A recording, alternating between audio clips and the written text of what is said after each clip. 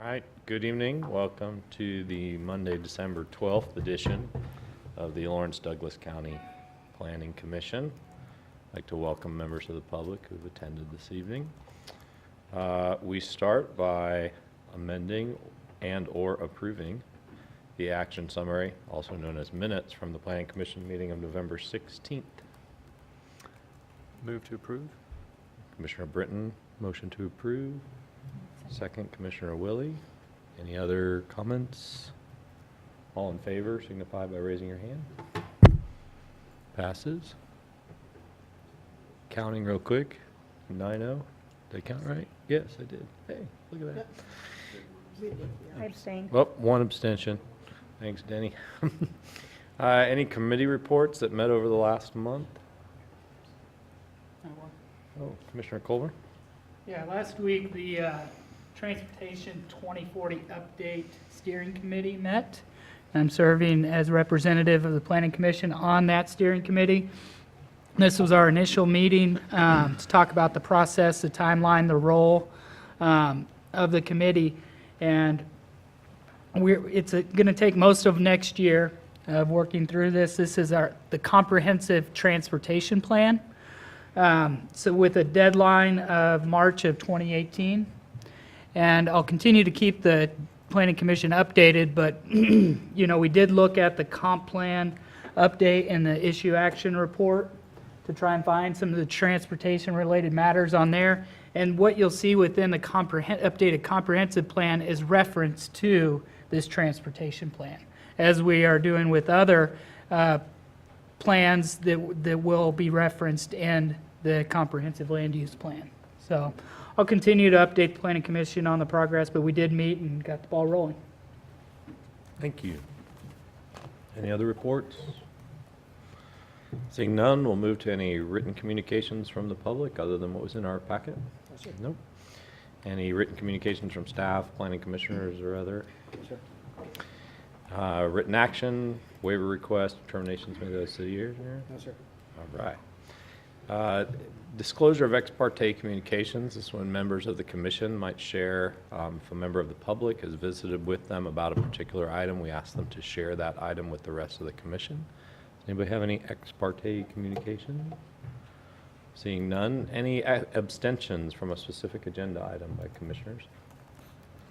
All right, we're on the move to item number 1. For those members of the public, here's how we do our meetings. We first will have a presentation on each item from staff. Then the applicant will be able to say a few things about their application. With that, after that, we open it up to the public, and the public may comment. As soon as we close public comments are limited to 3 minutes for a person or 5 minutes for a group. After we close the public hearing, then we'll ask the applicant if they have any responses, and we bring it back up to the commission for discussion, questions, and motions and votes. So, with that outline, let's begin with item number 1, which is preliminary plat for the Riverside Edition number 4 at 1901 River Ridge Road. Good evening, Commissioners. I'm Catherine Simmons, one of the planners. I'm here to present item number 1, which is a preliminary plat for River Ridge Edition number 4. Just to orient you, this particular piece of property is just north of I-70, and it's between North Iowa Street and North Michigan Street. It's about halfway in between those two, on the south side of River Ridge Road, which is 1750. This is the area that the lot or parcel is located in. It is currently zoned RS10. It is in an area of RS10 and RS7 similar zoning districts, and there's county zoning just to the north of River Ridge Road. So the reason you are seeing this item tonight is that platting is a requirement prior to development, and they would like to split the lot into 2 0.64 acre lots from the 1.2 acres that they currently have. This is a copy of the preliminary plat. The easements and access are all existing on this particular parcel. There will be one new easement that will be dedicated along the center line where the new lot line is created. And it's basically right down the center of the parcel, so it's pretty much dividing this piece of property into 2 equal sized lots here. Access is, as I said, the same. It would come off River Ridge Road. There's the existing access on the lot that has the existing residential structure on it. And the second lot that would be created would also be intended for residential use. So it's conforming with the current zoning that it has. Because it is conforming, it meets all the requirements for this particular zoning and dimensional standards for what they would like to develop the property to be. Staff is recommending that you approve the preliminary plat of River Ridge Edition number 4. And I would be happy to stand for any questions. Thank you very much. We may have some. Okay. Do you have an applicant here? Hello, my name is Aaron Gaspers with CFS Engineers. I'm here representing the owner.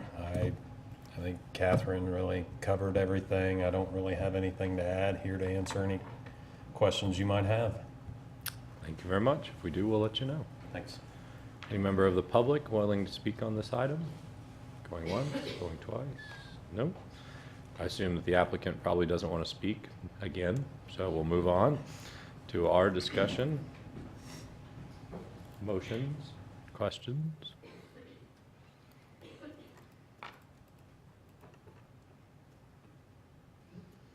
Nope, go ahead. I would move that we approve the preliminary plat of River Ridge Edition number 4. Commissioner Butler, Commissioner Britton with the second. Any other discussion? All in favor, raise your hand. Passes 9-0. Thank you very much. Item number 2 is the final development plan for Parkway Plaza, 2161 on Quail Creek Drive.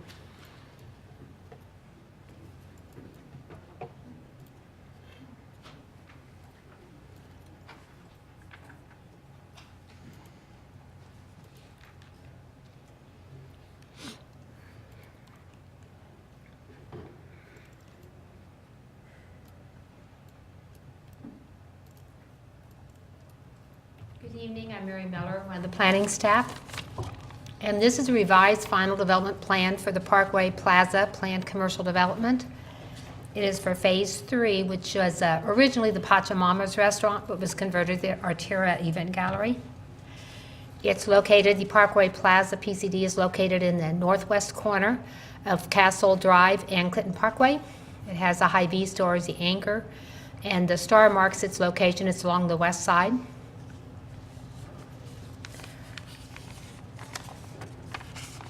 And so as the staff report noted, the size of the original building was kind of varied. It was approved for one size, it was built slightly different. So this revised plan will document the existing size of that building and also proposes a 625 square foot addition. That's a very small addition. However, since this preliminary development plan was approved prior to 2006, revised final development plans have to come to the Planning Commission. It doesn't require a public hearing because the change is less than 5% of the total building coverage overall. The figure on the left shows the layout of the lot. The existing building is outlined in orange, and the yellow is the small addition. And then the elevation on the right shows just how that will look.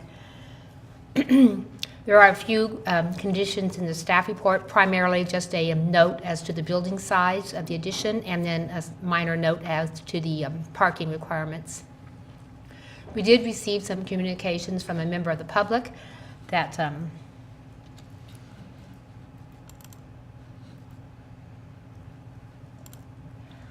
I'm not sure where, but it was one of these houses to the west. They were concerned because guests to the events sometimes come out into the golf course behind their homes and were shooting pictures. So I relayed that on to the applicant, and he indicated they do have permission to use parts of the Albemarle golf course, but it's supposed to be closer to the bridge or up more to the interior. And so the business owner said they'd be more diligent in reminding their guests just what parts of the golf course they can use. It was impacting the neighbor. He just didn't feel comfortable being out in his yard when they were doing their photos. And so staff recommends approval of the revised final development plan with the conditions noted in the staff report. Thank you very much. Thanks. We have a applicant or representative of the applicant.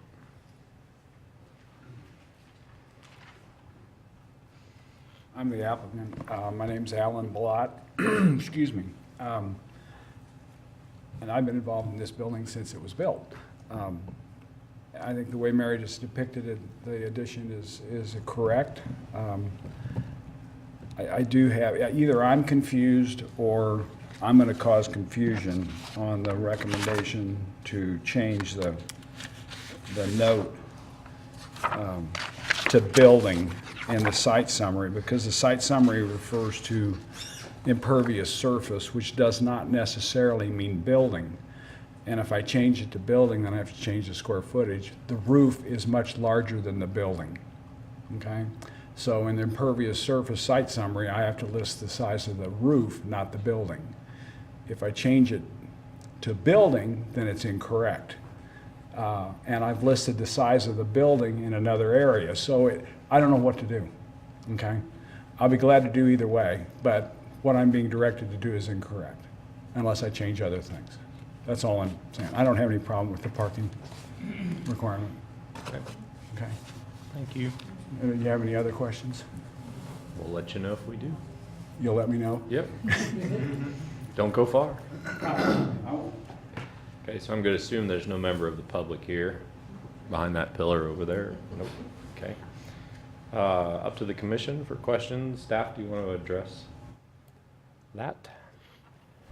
Yeah, Al and I have discussed this back and forth, and he can keep the roof figure on. It's just that our stormwater engineer wants to know the amount of surfacing that's impervious so that rainwater cannot soak into it, and water can get under the roof and soak in. So he can keep the roof figure, but I would like him to also add the building surface, just the footprint size, because that's what our stormwater engineer needs on the plans.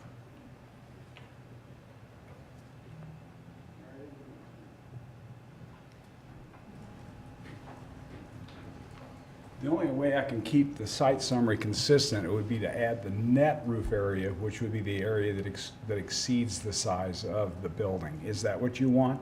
No, if that's going to be an issue, I'd say take off the roof area. We don't usually include roof areas on our site. It's a site surface summary. We just want to know what the ground is. Exactly. And the roof covers the ground. Only if it's exactly on the ground. If you're above the ground, the rainwater can flow in under the roof and Okay. permeate. All right, then I have to increase the size of the site, which I can't do, because the square footage of the site has to be the same. In other words, they only own so much site. I don't mean to bother you with this. We'll talk about this, okay? Well, now's probably when we want to talk about it. So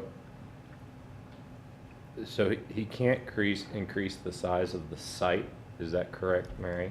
Can you address that? By site, I assume he means the lot, and that's a fixed area. The lot's a fixed area. And whenever you have a building, in our site summaries, we want to know what the footprint is that's covered with concrete or some other material that can't absorb rainwater.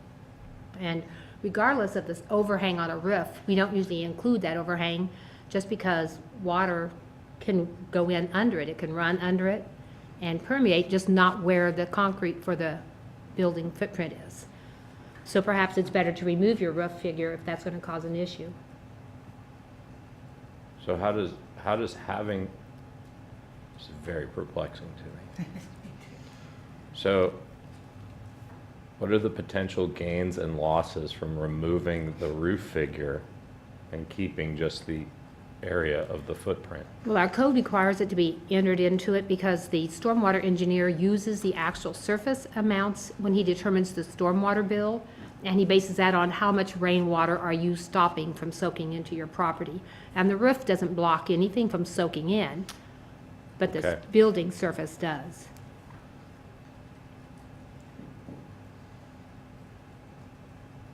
I understand this I now understand fully. it. Yeah. Yes. I still, but I don't know what the conflict is now. Is it just that we have, the applicant's considering the impermeable surface as the roof? Because the roof can't, I mean, I think I understand his point. Water sheds off the roof and into the ground, which has increased volume in that one area for permeability. But if the stormwater engineer doesn't need it, if it's arithmetic that the city doesn't need, then let's just, right? Just Right. I mean, I think we need to stay consistent with whatever the code is on it. I mean, I understand the idea that the roof may hang over the edge of the Right. building, And but the water if goes off and then it, we've consistently, otherwise we could Uh-oh. have a lot of questions. I just want to clarify what we're talking about, Please. 'cause I'm a little confused myself here. So forgive me while I, Give up Michelle Obama. like, shelf. we can do website training if you want.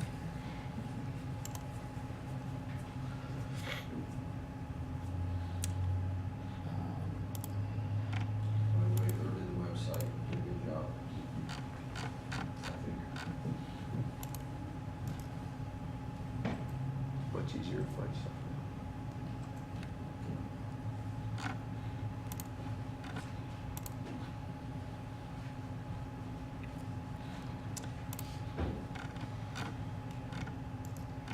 So as I understand it, we have asked in 1A to provide the following information in the site summary table. Existing building is this square footage, and we're going up 6,000 some odd to a proposed building square foot. Right? 30. And that's the condition. Right. Just as information on the site summary table, which our stormwater engineers then to help calculate the stormwater tax fee, that's the information we need. Is that information in conflict with what you're, Yes, it is. and you want to provide the roof? Rain only falls once. It falls on the roof, and it's not, it's not absorbed, so it falls on the ground. It's falling from above. Right. I've got to keep those calculations in balance. If there's a roof, that's an impervious surface. If there is a patio, that's an impervious surface. If Well, there's that's- grass, there's impervious That's surface. not entirely true. The area under the roof could be pervious. Not in all cases, depends on if there's a patio under the roof or if there's It's so. already fallen on the roof, which is impervious. But So it if falls falls to on the ground. patio, I've already taken that into consideration. But when it falls to the ground, it can fall back toward the building and go into pervious ground. So what a stormwater engineer will do is look at that plane on the ground to determine what's pervious and what's impervious, not what's above the ground, what's on the ground, and that's the information we're seeking. I don't know how to keep it in balance. I've got a certain size site, and if I start adding things underneath the roof, then I've got to take something else out of some other pervious or impervious surface somewhere else, because I can't change the number of acres that I have. Yeah, page 20. Yeah. Summary table, I think. That's what I say, rain only falls once. And from rainfall's point of view, if you squashed everything down flat, then those are your pervious surfaces, those are the impervious surfaces. I think we can agree that rain doesn't always fall I need directly to get this down. going on this. So I'll be I glad to think do we what need you to want to another- do, Scott. I just think it's, No, I just think from the practice of determining the stormwater fee, we look at the impervious surface on the ground, not in the air, if that makes sense. So I'm not sure we have to balance, I mean, we're balancing pervious and impervious. let me, Sure. if I understand what Mary's saying is correct. I've got 5,066 square feet of existing roof, okay? There's a building underneath it which is smaller. And then outside of that roof line, I have so much pavement and impervious surface. I have a side area of 5,675 square feet. If you say that there's more impervious surface underneath the roof, and I add that to these numbers, then I can't balance my site, is what I'm saying. I have to take it out of impervious surface, or I have to add it. It doesn't make sense, and I have never, ever had this kind of interpretation on stormwater before. And I didn't mean to get into this deep discussion and labor you guys with this. I'll do whatever they want, okay? We've got a lot of time tonight, so this is it, this is the show, so. I'll fudge the numbers, No, however they it's not- want, I'll fudge the numbers. What we were looking at is delineation of what components are going into the calculation. So we got building at the ground, you've got other pavement, which is parking lots usually, patios, and you may have other impervious areas, and then you have your pervious areas. Now, though it's true, those combine, different components of that shouldn't be greater than the site area. But that's how we've looked at it, the site summary in the past. I now understand what you're asking, and I now see the difference in this chart.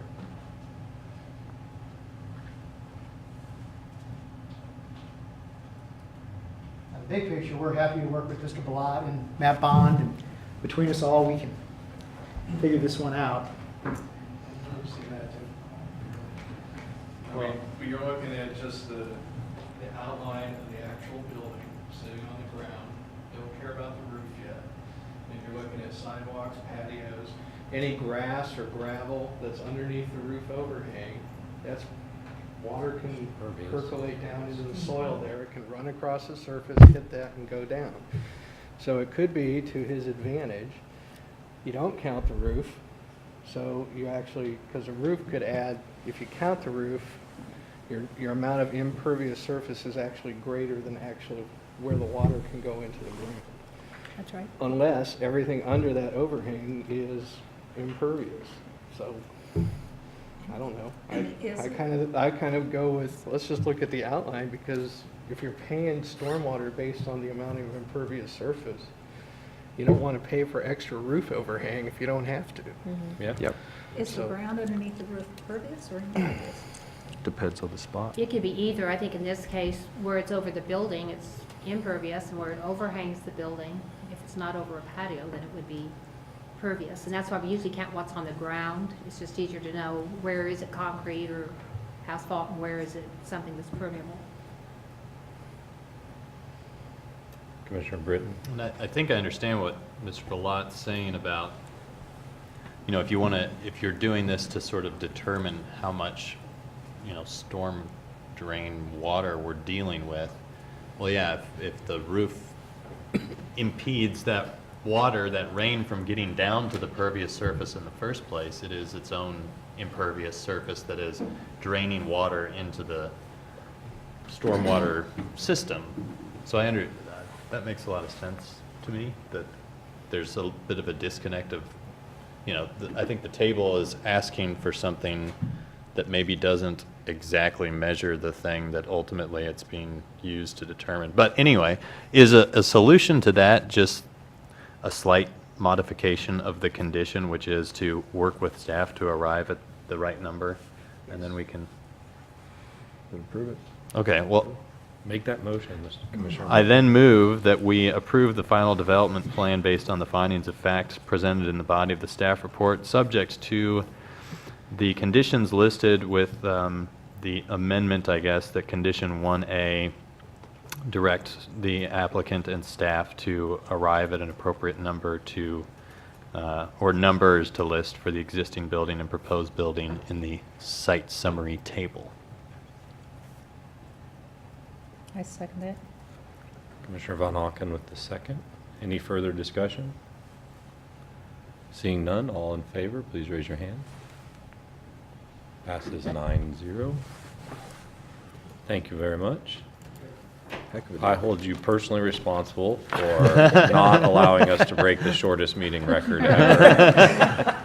You owe us big time, Alan. I don't think I'm going to be here next month, so I hope maybe your institutional memory is short. Thanks, Alan. Thank you.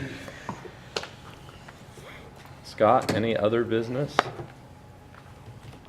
Happy holidays, happy new year. We'll be back at it in January. Thank you very much. Wednesday. Thanks for the good year. Next month? Wednesday, next month. There next month. Yes. And Forget the date. going forward, yes. Yes. Is there any others like this week, Denny, where we couldn't get we're good from now on Wednesdays? I think it's on December. Okay. Wait, January is not going to be on the 23rd then? We moved all meetings to Wednesdays. Okay, I got them Yes. starting in February. All right, great. It actually started last month. but we couldn't do it this month. So we're going to pick it back up again in January the 25th. Thanks a lot, Scott. And we do have So confusing. a mid-month meeting on January 11th, though I forget the topic, and we'll get that out to you. Great. Anything else? Anyone? Yes, Commissioner Von Auken? I would just like to point out, if you haven't already seen it, there's a really wicked Captain Hook at Theater Lawrence. Thank you very much. Everybody should hurry there before it's over this week, I think. This week, yeah. Yeah. 5 more shows. Come There's see still it. really good. Thursday night, I think there's still some tickets. Yes. Depends how big your party is. Seriously, you should go see him. It's wonderful. Is it too scary for a 2.5-year-old? No. Really? There are little kids Peter there. Pan. I mean, Grant's going on Friday, but maybe I'll take Tara on Thursday. Yeah. There was I one don't- little girl who I wouldn't can sit on tell you his that. lap afterwards Yeah. for the pictures, and her mother had to explain he was just kidding. Where was he? All right, enough of that. Meeting's adjourned. That was just an advertisement. Mascara.